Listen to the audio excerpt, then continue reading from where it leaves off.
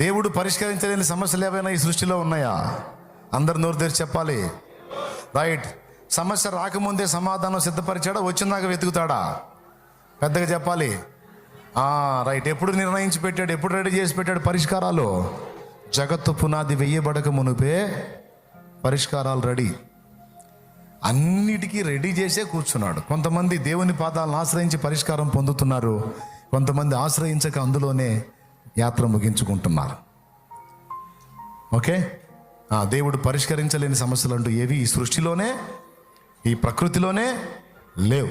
ప్రకృతిలోనే లేనప్పుడు నీ జీవితంలో ఉంటాయా? ఏంది? అన్నీ డీల్ చేయగలడు.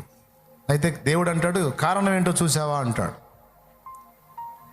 కారణాలు ఎందుకులే ప్రభా, ముందు లైన్ చేయి ప్రభా అంటే నోరు మూసుకొని కారణం చూడాలి. కారణం ఎందుకులేనంటే ఏ కారణం చేత వచ్చిందో అది చూడకపోతే నువ్వు మళ్ళీ అదే పని చేస్తావు, సేమ్ దరిద్రం మళ్ళీ తెచ్చుకుంటావు. చూడు, ఈ కారణాన్ని బట్టి వచ్చింది. అర్థమైందా నీకు? అర్థమైంది ప్రభా, తీసేయి, ఇంకా చేయవాకి ఇంకోసారి. ఇప్పుడు నేను డీల్ చేస్తాను, ఇంకా మళ్ళీ దరిద్రం తెచ్చుకోవా.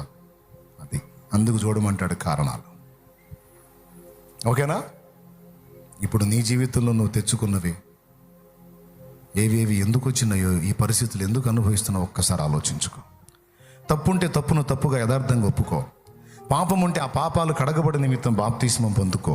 బాప్తిస్మం పొంది కూడా మళ్ళీ బుద్ధి తక్కువ పనులు చేసి మళ్ళీ చెడుతనంలోకి వెళితే మర్యాదగా మారు మనసు పొంది ఉపవాసం ఉండి ఒప్పుకొని దిద్దుకో.